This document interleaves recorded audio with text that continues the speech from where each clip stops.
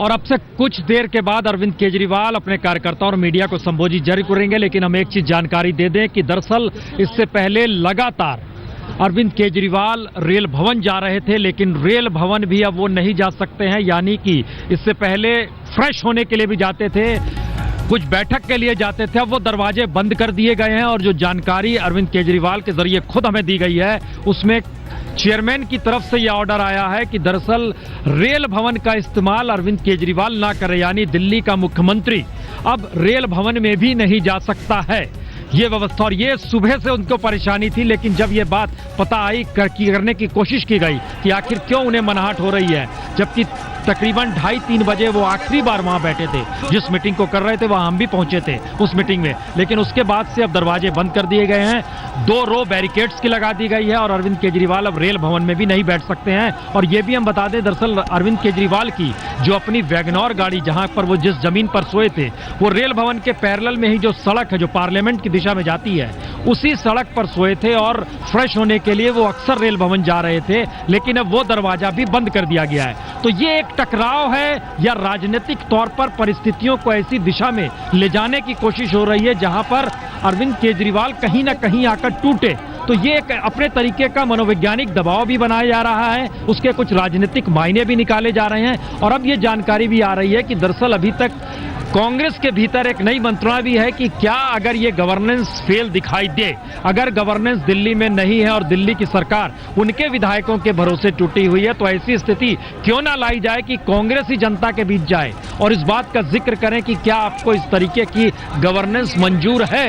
ये कांग्रेस की अपनी स्ट्रेटजी है, लेकिन दूसरी तरफ जो अब आम आदमी पार्टी या कहें अरविंद केजरीवाल बतौर सरकार जिस रणनीति की दिशा में जाना चाह रहे हैं, उसमें इस आंदोलन से जनता को जोड़ने के लिए कुछ सवालों को लेकर वो मोहल्ला सभा तक की स्थिति की दिशा में सोच रहे हैं। उनका मानना है कि अगर उनके कार्यकर्ता, शायद उसका ऐलान हो जाए थोड़ी देर बाद, जहां पर यहां पर वो संबोधित करेंगे अपने कार्यकर्ताओं को, और उससे पहले बाकायदा एक छोटे से माइक और उसके जरिए बताया गया, बॉक्स के लाकर यहां पर बताया गया। और यहां पर देखिए अब एक सभा में चीजें तब्दील हो रही हैं धीरे धीरे, जहां पर तमाम कार्यकर्ता गोल घेरा बना के बैठे हैं और यहां पर आके अरविंद केजरीवाल को संबोधित करना है।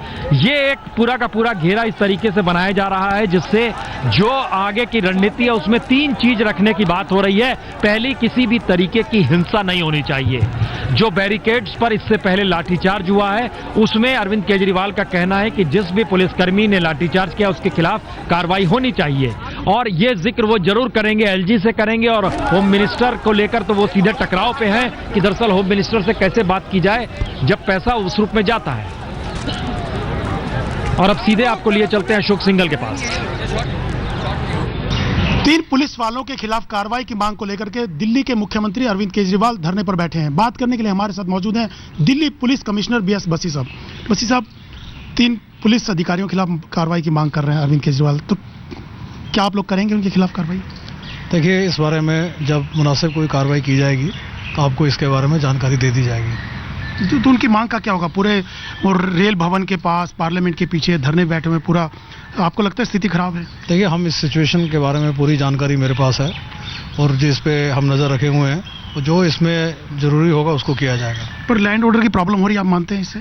देखिए, ऐसा है कि जो सिचुएशन आपके सामने है, बाकी उसके लिए जो हमें मुनासिब कार्रवाई करनी है वो हमने अभी की हुई है फिलहाल, और इसमें जो आगे भी जरूरी होगा उसको किया जाएगा। नहीं, पर कानून व्यवस्था की स्थिति तो खराब हो रही है, आप मानते हैं बात? क्योंकि बार बार सवाल उठ रहे हैं उसको लेकर। देखिए, ऐसा कानून और व्यवस्था की स्थिति जो है अभी हमारे हिसाब से बिल्कुल दुरुस्त है। उसमें जो कुछ उल्लंघन हो रहा है उसके बारे में हमें पूरी जानकारी है, उस स्थिति पे हमने नज़र रखी हुई है और उसमें जो भी आगे कार्रवाई करनी होगी उसको किया जाएगा। तो सर, कब तक चलेगा ऐसे कि 26 जनवरी भी है, गणतंत्र दिवस परेड होनी है, वहाँ पे मनाया होगा, तो कब तक ऐसे चलेगा कि वहाँ पे उनको अलाउ किया जाएगा पूरे एरिया को जिस ढंग से उन्होंने किया होगा? देखिए, इसमें जब भी कोई एक्शन इसमें जो भी होगा आपके सामने होगा और हम इस स्थिति के ऊपर पूरी तरह से नज़र रख के बैठे हुए हैं और समय आने पे आपको पूरी जानकारी दे दी जाएगी। तो दिल्ली पुलिस को गालियाँ दी जा रही है कि गुंडागर्दी, होम मिनिस्टर और पुलिस कमिश्नर की आरोप लगाए जा रहे हैं आप लोगों के ऊपर, तो किस ढंग से देखते हैं? देखिए, as a law enforcement officer मैं इस बात को समझता हूं कि मुझे जो है आवेश में नहीं आना। तो बसी साहब, ये भी कहा जा रहा है कि 90% मामलों में पुलिस की मिलीभगत है। अरविंद केजरीवाल ने कल आरोप लगाया कि चाहे वो रेप केसेज हों, थानों की मामला हो, तमाम जगह पर मिलीभगत होती है पुलिस की। देखिए, ऐसा है कि जनता सब जानती है, इसलिए मुझे इसके बारे में ज़्यादा कुछ नहीं कहना। ये तो आरोप लग रहा है कि थाने बिकते हैं। अरविंद केजरीवाल ने कहा है कि पुलिस निकम्मी है, कार्रवाई नहीं करती है। आरोप टोटली निराधार है। बसी साहब, एक चीज़ उन्होंने कहा कि दिल्ली जो सरकार है उसके अंडर पुलिस को दिया जाना चाहिए, तभी ये लोग कंट्रोल कर पाएंगे, अदरवाइज तो ऐसे ही चलता रहेगा। देखिए, पॉलिसी इशू है, इसके बारे में मुझे कुछ नहीं कहना। लेकिन जो आरोप लग रहे हैं, बसी साहब, आप पुलिस कमिश्नर हैं, क्या आप दोनों के बीच, दिल्ली की सरकार और पुलिस के बीच टकराव देखते हैं सीधा सीधा? ये देखिए, मैं कभी भी किसी बात में टकराव नहीं देखता। मैं इस बात को मान के चलता हूं कि पुलिस जनता के सहयोग के साथ में काम करती है और करना चाहिए, और जनता के अंदर में हर दिल्ली सरकार में मंत्री राखी बिरला भी इस वक्त हमारे साथ जुड़ चुकी है, क्योंकि जिस तरीके से लाठीचार्ज हुआ उसने दरअसल सरकार और कार्यकर्ताओं को भी अंदर से हिला दिया। राखी, क्या जानकारी है, किसने ऑर्डर दिए थे? अभी तक कोई ऑर्डर नहीं दिया। अभी मेरी जब और चैनल से भी बात हुई, मैंने आपके चैनल्स के माध्यम से पूछा कि ऑर्डर दिखाए हमें कि किसके ऑर्डर पे उन्होंने इतना मतलब अभद्र व्यवहार किया, अमानवीय व्यवहार करा हमारे कार्यकर्ताओं के साथ। 15 कार्यकर्ता इतनी बुरी तरीके से घायल हुए हैं और 3 की हालत बहुत गंभीर है। परमात्मा जानता है कि उनके साथ क्या होगा। तो ये तो कोई राज नहीं हुआ, बिल्कुल तानाशाही पे उतर आए। हम लोग किसी को क्या कह रहे हैं, ये लोग क्या कह रहे हैं, किसी को कुछ कह रहे हैं? देखिए, क्या जरूरत थी लाठीचार्ज की, आप ही बताइए मुझे। मैं टीवी चैनल के माध्यम से शिंदे साहब से पूछना चाहती हूँ कि जब अरविंद ने हाथ जोड़ के बोला था, मैं उस मीटिंग में खुद मौजूद थी, कि शिंदे साहब भी आप एक स्ट्रांग मैसेज जनता के अंदर दे दीजिए, नहीं तो हम सोमवार से धरने पे बैठ रहे हैं। क्या एक मुख्यमंत्री की उन्होंने इतनी छोटी सी बात नहीं रखी? जब उनकी घर के सामने की खिड़की के शीशे टूट जाते तो वो 12 लोगों को सस्पेंड कर देते हैं। क्या ये लाठीचार्ज इस आंदोलन को खत्म करने के लिए किया गया? मुझे तो साजिश ही लग रही है पुलिस की कोई ना कोई, क्योंकि टोपी वाला कोई भी कार्यकर्ता हिंसा नहीं कर सकता। मुझे अपने से ज्यादा अपने कार्यकर्ताओं पे भरोसा है, वो हिंसा का मार्ग नहीं अख्तियार करेंगे। मैं सुबह से बारिश में घूम के हर मैं गेट पे घूमी, हर बैरिगेट पे हम लोग गए। हमने उनसे यही बोला कि सिर्फ एक बैरिगेट का ही तो फासला है, आप उधर है हम इधर है, लेकिन हमारा लक्ष्य सबका एक है। कोई भी कार्यकर्ता, जिम्मेदारी कौन लेगा? जिनको चोट लगी और आगे अगर लाठीचार्ज होगा तो इसकी जिम्मेदारी कौन लेगा? इसकी सारी की सारी जिम्मेदारी केंद्र सरकार को लेनी चाहिए। अगर शिंदे साहब अपनी नाक की लड़ाई ना इसे समझ के जनता के हित में ये फैसला कर देते तो शायद आज ये माहौल नहीं यहाँ हो। लेकिन आपको इसका एहसास है कि अगर सरकार दिल्ली में चल रही होती तो तुरंत उसके नियम होते हैं, एलजी को नोटिस भेजा जाता है। इस तरीके से दिल्ली पुलिस कैसे कार्रवाई कर सकती है? क्यों लाठीचार्ज किया गया? ये सारी परिस्थितियां रुक गई है ना सर। अभी इसी के लिए हमारी मीटिंग अभी थोड़ी देर बाद शायद होने वाली है, या हो भी चुकी होगी अरविंद जी की सीनियर लोगों के साथ, क्योंकि आपने देखा मैं मैनेजमेंट संभाल रही हूँ सारा। क्योंकि ये भी जो अभी दिल्ली पुलिस को मौका मिला है, वो बारिश की वजह से छोटे छोटे ग्रुप्स में हमारे वॉलंटियर्स बट गए थे और उनको मौका में ताक लगा के उन्होंने सेंध लगा दी है। लेकिन मैं पूरा मैनेजमेंट संभाल रही हूँ, अपने वॉलंटियर्स को सारा एक जगह बिठा रही हूँ। पिछले 48 घंटे में आपने क्या काम किया है? मैं तो लोगों के साथ हूँ, लोगों से अपील कर रही हूँ कि शांतिपूर्वक तरीके से हम धरना देंगे, दिल्ली की जनता को न्याय दिलवाएंगे, महिलाओं को सुरक्षा दिलवाएंगे। जो 45% जली हुई नेहा आज भी सफदरजंग अस्पताल के वार्ड नंबर 22 में पड़ी है बर्निंग सेशन के अंदर, उसके न्याय के लिए हम लोग खड़े हुए हैं। महिलाओं को जबरदस्ती वेश्यावृत्ति में धकेला जा रहा है, उसके न्याय के लिए हम लोग खड़े हुए हैं। और दिल्ली पुलिस को उसकी जिम्मेदारी के एहसास के लिए हम लोग खड़े हुए हैं। बस यही, इसीलिए खड़े, और कोई हमारा लालच नहीं है। तो इस दौर में आपने कोई फाइल निपटाई, कोई काम किया? मैंने 5-6 फाइल्स निपटाई हैं। कल भी मेरी 3-4 फाइल्स आई थी, और आज भी जब बारिश हो रही थी मैंने अरविंद जी की गाड़ी में बैठ के अपनी फाइलों को साइन करके दिया।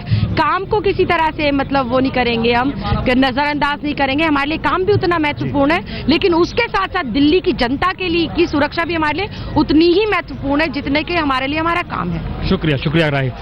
सरकार यानी गवर्नेंस और आंदोलन एक साथ अगर चलेंगे तो किस रूप में चलेंगे, ये एक स्थिति हर किसी के जहन में होगी। लेकिन दिल्ली सरकार की मंत्री अगर इस बात की जानकारी दे रही है कि मैं खुद फाइल निपटा रही हूं, मैं चाह रही हूं कि आंदोलन भी चलता रहे, इसका एक मतलब बहुत साफ है कि कहीं ना कहीं टकराव एक ऐसी स्थिति में आया है केंद्र सरकार और गृह मंत्रालय को लेकर, वह भी दिल्ली पुलिस के मद्देनजर, कि अब यहां पर कौन सबसे पहले बड़ा कदम उठाता है, हर की नजर उसी दिशा में है, सबको इंतजार उसी का है। बैरिकेड टूटा है, कई घायल हुए हैं, जिस तरीके से एम्बुलेंस को बैरिकेड के भीतर नहीं आने दिया जा रहा है, उसको लेकर आगे क्या रणनीति हो सकती है, इसके लिए व्यवस्था की जा रही है। यहां पर एक मीटिंग स्थल के तौर पे बना दिया गया है। सारे कार्यकर्ता जरा बगल हो जाए, देखें, ये कार्यकर्ताओं को सब बैठा दिया गया है। पुलिस की भी एक पैरेलल में घेराबंदी हो गई है।